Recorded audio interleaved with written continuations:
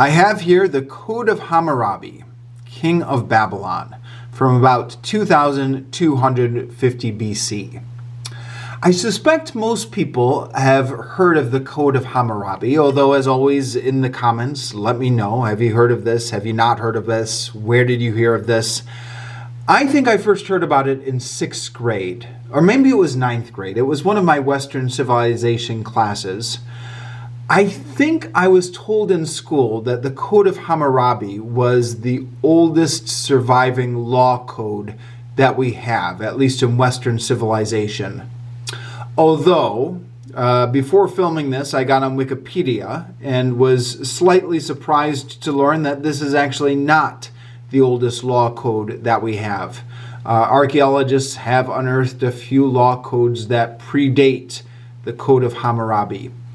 But when the Code of Hammurabi was discovered in 1901, 1902, it was the oldest law code at the time it was discovered. And then since then, archaeologists have discovered a few older law codes.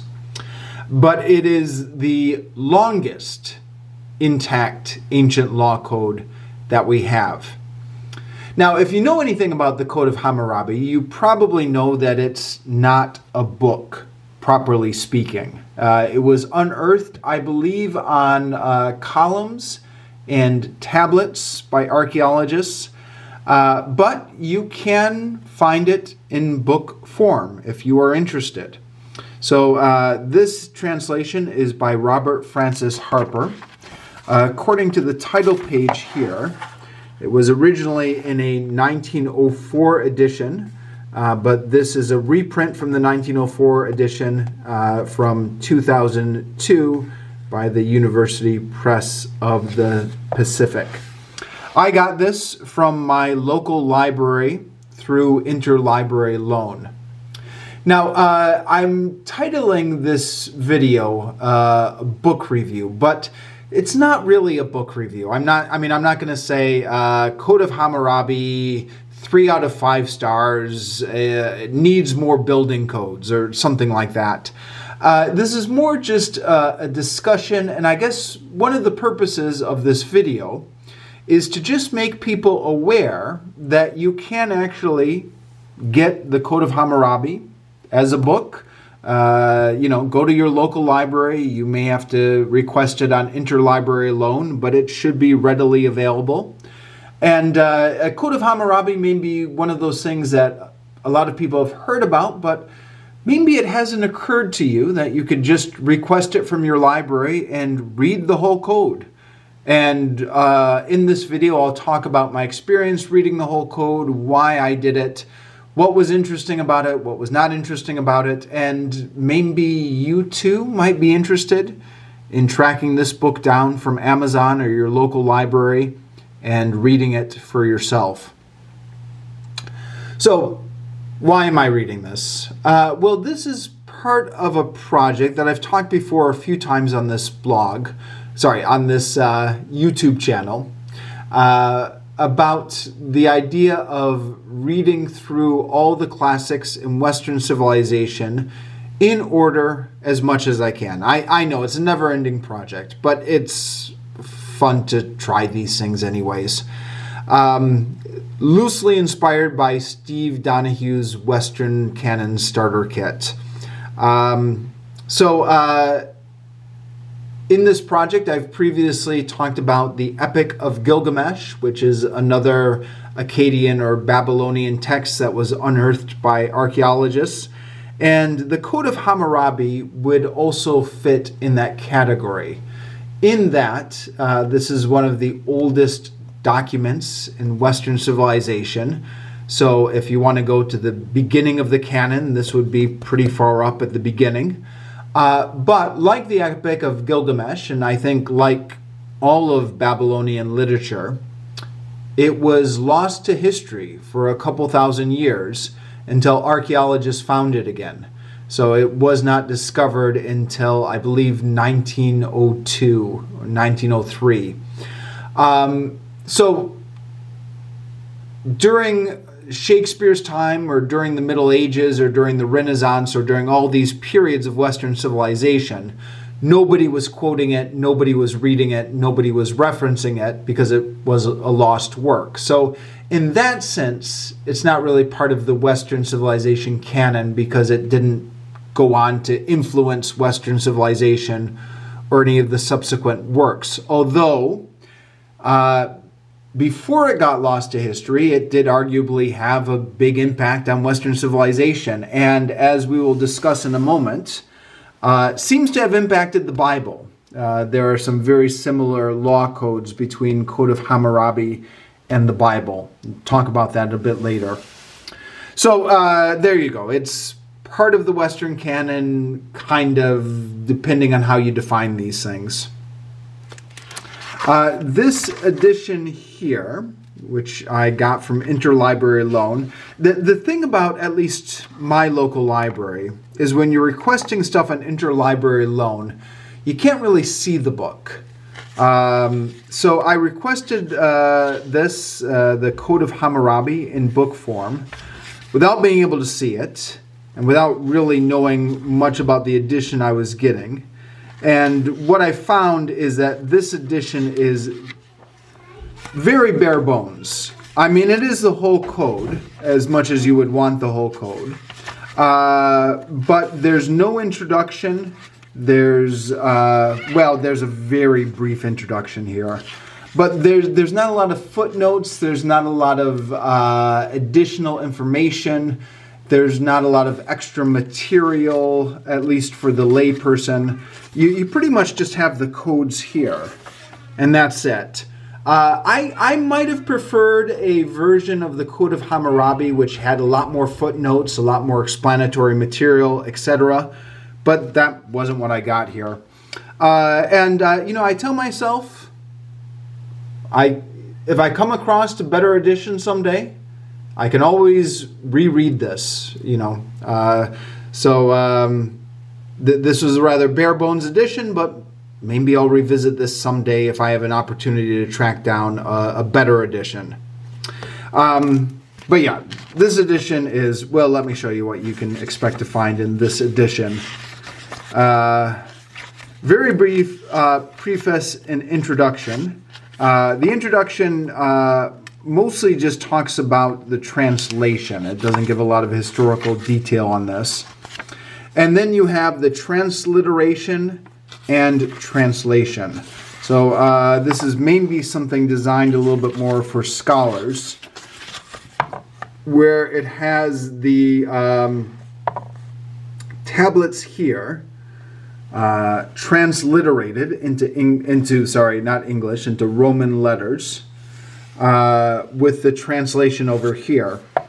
Now, because I'm not a scholar, I did not even bother trying to look at the transliteration in the original language. I just read the translation. So right off the bat, I'm only reading half the book, so to speak. And then the code only goes up to page 109. But that's 109 of me reading every other page, since I'm not reading the original transliteration. So, it's like 55 pages in total. So it's really not really even book length. But the way they get this into book length is it includes a transliteration and an index of subjects. I also didn't read the index. And a glossary for the original Akkadian words, which I did not read as well. Skip that. And then the actual cuneiforms that made up the actual columns that archaeologists have unearthed. And needless to say, I did not read this either. Skipped right over all of this. And then, more stuff in the back. List of scribal errors. So, not being able to read cuneiforms, I don't really understand this, but apparently these are, they can tell where the scribe has made an error, the scholars can, And they've compiled a list of that. So interesting that this exists. I didn't really read it. And then a map. So point being, I guess it's looks like a proper book here.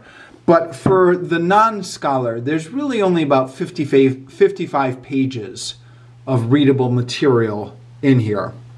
And to state the obvious, you don't actually need to get this in book form. I'm sure you can find the entire Code of Hammurabi on the internet in multiple places.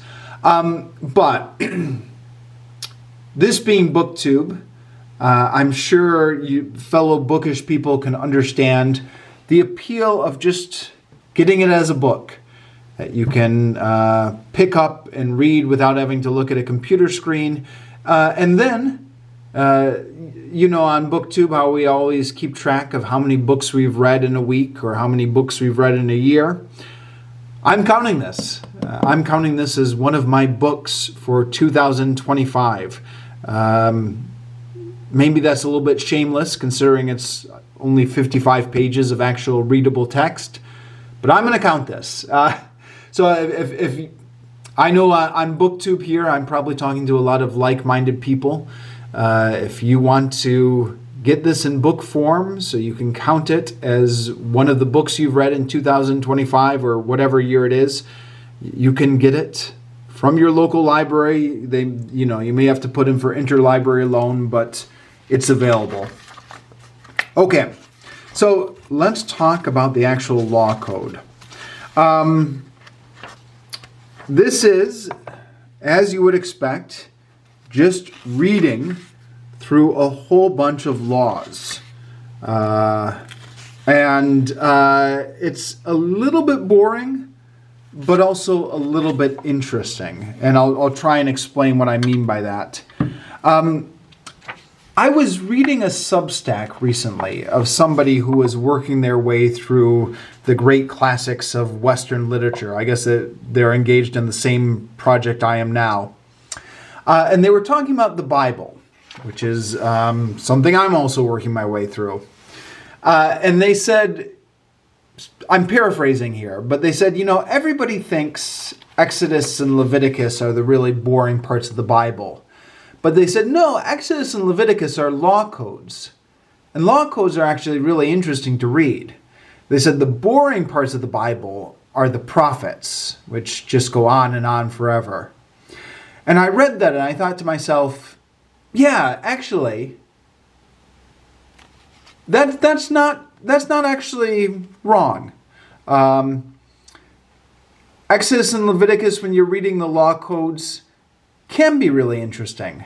Now, I'm going to qualify this remark a little bit. Exodus, in addition to the law codes, also contains a lot of descriptions of the tabernacle. And Leviticus, in addition to the law codes, contains a lot of descriptions of the sacrificial altar and the ceremony of sacrifice. And those parts of Exodus and Leviticus I found boring. But that's a nitpick. Her general point that law codes can actually be interesting to read, I think is accurate. It's not as interesting to read as a novel, granted. But it's definitely interesting to an extent. When you're reading through here, all the penalties, all the reasons that people can be put to death, there's kind of a morbid fascination with that, right? You're like, ooh, okay, that guy gets put to death. That guy gets put to death. And you're like, whoa, okay, these were interesting times here. And I think part of the fascination with law codes, or part of the thing that makes them mildly interesting maybe, is I suspect I'm not the only one when I'm reading these law codes that I imagine a little mini drama in my head. For example, this is just picked more or less at random here, the second one. If a man charge a man with sorcery and cannot prove it, he who is charged with sorcery shall go to the river, Into the river he shall throw himself, and if the river overcome him, his accuser shall take to himself his house. If the river show that man to be innocent, and he come forth unharmed, he who charged him with sorcery shall be put to death. He who threw himself into the river shall take to himself the house of his accuser. So, in that description, you read that, and in your head, you're imagining this mini little Shakespearean drama, right? Or this Greek tragedy or whatever, where one man charges another man with sorcery. They go down to the river to determine who is actually in the right. The man gets thrown into the river. There's a moment of suspense when you wonder, will he come out unharmed or not? And then he comes out unharmed, and the person who charged him gets dragged off to be put to death in front of the curious crowd. And there's a moment of pathos here where the guy who accused him is thinking, whoa, woe is me. Why did I falsely accuse this man of sorcery? You just kind of, I don't know, there's a whole lot of human drama and pathos and emotions that you just kind of imagine while you're reading these cases. The other thing is, I think we as humans, for whatever reason, have an innate sense of justice. It might not always be the same sense of justice, like the modern day justice sensibilities don't always line up with the Code of Hammurabi, but it's something we care about. So as you're reading through, you're always comparing your sense of justice with what is in the law codes. And you're thinking to yourself, yeah, okay, that one actually holds up. I think I agree with that. That sounds just. Or you think to yourself, whoa, that is way too harsh. The guy should not be put to death just for that. And as with the law codes in the Bible, some of the law codes in here, you read them and you think to yourself, yeah, fair enough. I agree with that. And some of these you read and you think to yourself, boy, I do not agree with that at all. But that's wherein the interest comes. Now, parts of these are more interesting than others. So the parts when people get put to death are maybe the most interesting parts, maybe not the most edifying parts. But, we humans have a morbid sense of curiosity. So anything that has to do with death or assault or anything like that, it attracts our interest. The laws about loaning and repaying money and stuff like that, not quite as interesting. Although even there is some sort of interest. Sorry, no pun intended. There is some sort of interest to see how it differs from modern times. It also is just a window into a way of life an agricultural society that relied a lot on animal herds as sources of wealth and has just completely different than our modern existence, but was the way of human existence for thousands of years. So it's interesting to just see what their life was like, what their code of justice was, etc. The other reason that this might be interesting is if you're doing anything related to biblical studies, because the Code of Hammurabi seems to have either influenced or overlapped with the Bible, depending on how you want to look at it. Where is it?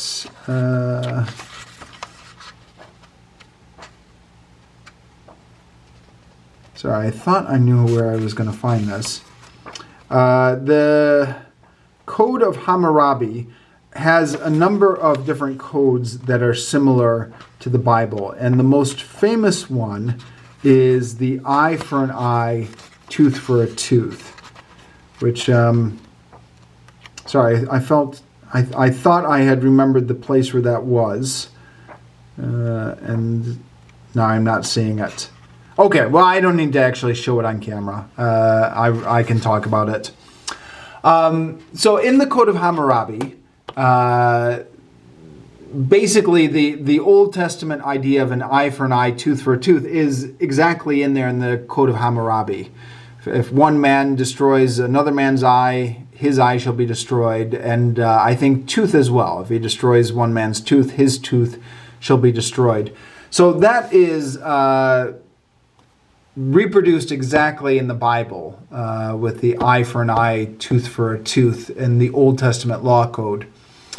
Now, what is different in the Code of Hammurabi is the penalty is different depending on whose eye you injure. So if you're a nobleman and you take out the eye of another nobleman, then it's an eye for an eye. But if you're a nobleman and you take out the eye of a free man, then I believe you have to pay money. And if you're a nobleman and you take out the eye of a slave, then you have to pay money, but it's much less money.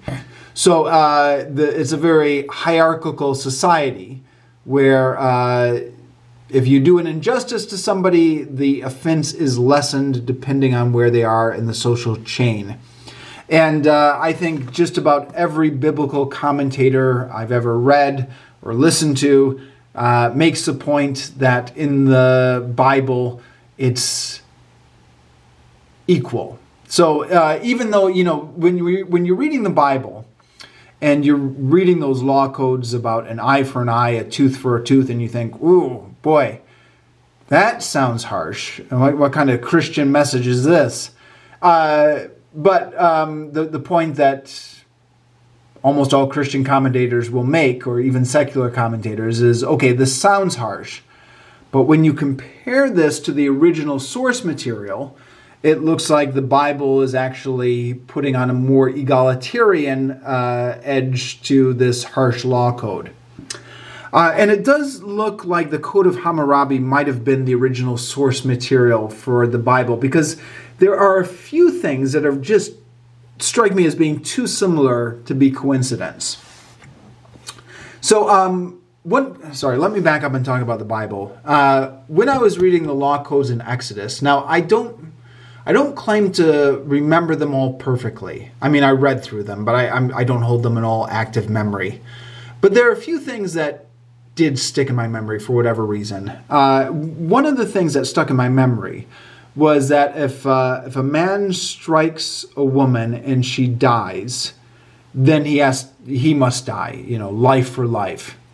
But if a man strikes a woman and she miscarries, so she's pregnant, man strikes her and she loses the fetus, but she still lives, then the man has to pay money as restitution.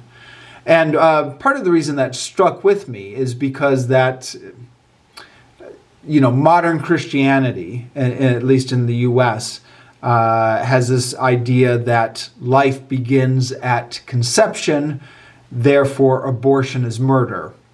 And I thought, okay, interesting. But according to the Bible, the life of a fetus is not equal to the life of a woman, at least according to the Old Testament codes.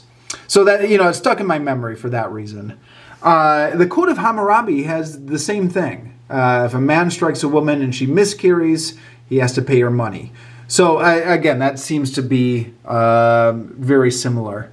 And another thing, in Exodus, I believe, there's a passage about if a man is leading a bull through the city and the bull breaks loose and gores someone, then the man is not at fault. It was just an accident that happens.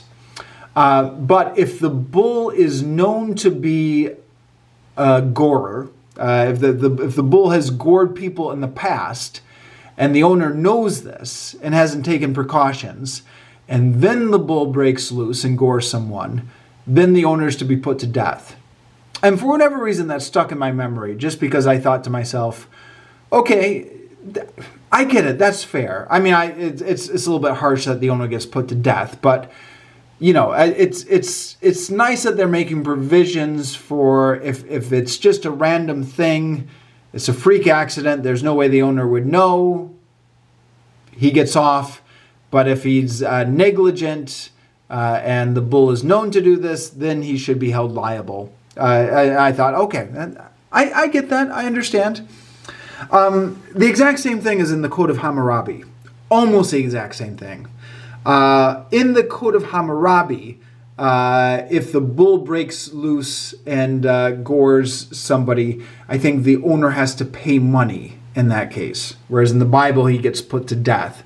So, it's a little bit harsher in the Bible version. But other than that, the same idea. So, I was looking this up on Wikipedia right before I filmed it. And Wikipedia said there's some debate about how much the Code of Hammurabi has influenced the Bible, or was it just a coincidence? And I thought to myself, no, these laws are way too specific to just be a coincidence. Of course, take me with a grain of salt. I'm no scholar. And it doesn't mean, of course, that the Code of Hammurabi directly influenced the Bible, because as Wikipedia also said, the Code of Hammurabi is similar to a number of other ancient law codes in the Mesopotamia. So it could be like the Bible and the Code of Hammurabi were both influenced by a third law code, or the Code of Hammurabi influenced another law code, which influenced the Bible, etc. But there definitely seems to be some cross-influence going on here, where the writers of the Bible were being influenced by these Babylonian law codes.